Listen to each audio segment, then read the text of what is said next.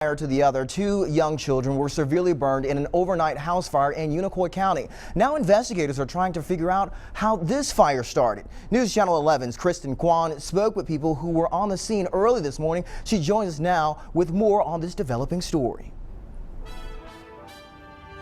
Curtis, deputies with the Unicoi County Sheriff's Office tell me the scene was chaotic. The call came in at 1:30 this morning to a home on Unicoi Drive.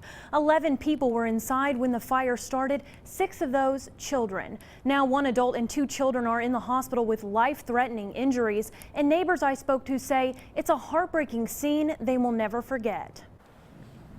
Smoke and ashes. That's all that's left of this house in Unicoi County. I looked out my bedroom window and our neighbor's house was completely engulfed in flames. 11 people were inside the house when it caught fire, 6 of those children. 2 of the girls ran to their neighbor Crystal Blackburn, desperate for help. All I could hear was someone screaming, "Help me." 1 little girl had her clothes and skin melted to her body. Just loved on them. I didn't know what else to do and pray with them.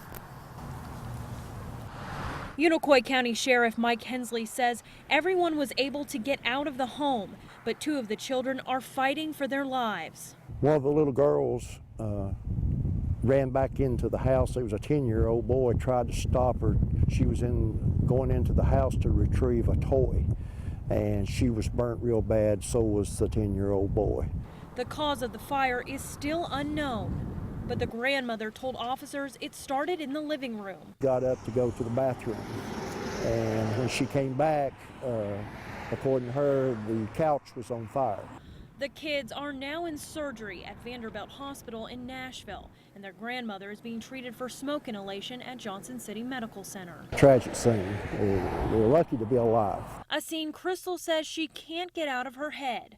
Now the family is left with nothing, and Crystal says there's really only one thing the community can do. Pray for them. They need it.